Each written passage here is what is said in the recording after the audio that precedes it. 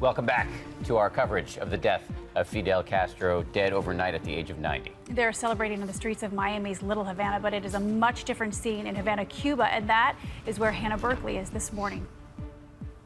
Many Cubans right now are waking up to the news that former President Fidel Castro has passed away at the age of 90. The news came in many forms late last night. Many Cuban youth were out on the streets socializing as they do any weekend night. The news came via phone calls, many family members from abroad calling, telling them the news. They could hear partying going on in Miami, but the streets of Havana looked very different. There's a much more solemn mood. Many of the elderly Cubans I spoke to who actually remember the pre-Castro days of Cuba and fought for the Cuban Revolution say that they have Fidel and the revolution to thank for everything that they have. They'll actually be able to pay homage to the former president in one of the iconic centers of the city at the Plaza of the Revolution. Then a few days later, his cremated remains will be brought to Santiago de Cuba, where they'll be buried alongside Cuba's national poet and hero, Jose Marti. Paula? Hannah Berkeley reporting from Havana for us this morning. Let's bring in now ABC News political contributor Alex Castellano from our Washington, D.C. bureau. Alex was born in Cuba, came to the U.S. shortly after Castro took power. We also want to include in this part of the discussion ABC's Tom Llamas, who's here with us in studio, has been speaking very powerfully about his family's experience. His parents fled Cuba many years ago, and you were raised among Cuban expats here in this country. Alex, let me start with you. You have a story, a very powerful story of being in school as a child under a newly empowered Fidel Castro. What was that like?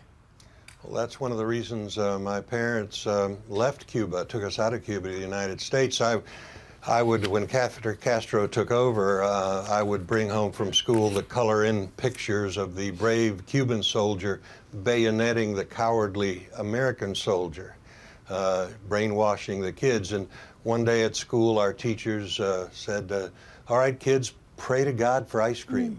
And we closed our eyes, no ice cream. And then the teacher says, well, let's ask Fidel for ice cream. And yay, we got ice cream. At first, the Castro regime tried to undermine the church before they decided it was easier to co-opt it. But that's the story of Fidel and Raul Castro in Cuba and 60 years of socialism and communism and failure. Alex, you told us your parents got you out of Cuba in 1961. You left with $11 and 2 suitcases. Do you think, after this death overnight of Fidel Castro, that things will change on the ground in the country of your birth? I'm hopeful, but I'm not optimistic. Raul Castro basically has been in power since 2006, since 2008 officially.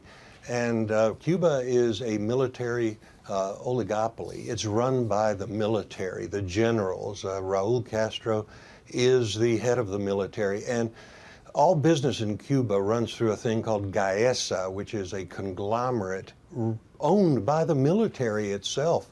And 60 to 80% of Cuban economic activity goes through this military-owned, basically, conglomerate. So I think if both Castros left, you would still see Cuba very much like Egypt, run, controlled by the military. And Tom, you were mentioning earlier during the commercial break, I know that this is somewhat of an emotional day for you, for so many Cuban Americans, but you said that you and your family have been waiting for this day. Now that it's here, how do you reconcile those emotions? It's interesting. Almost every New Year's Eve, Cuban Americans' families say next year in Havana, or next year in Cuba. That's what you kind of celebrate.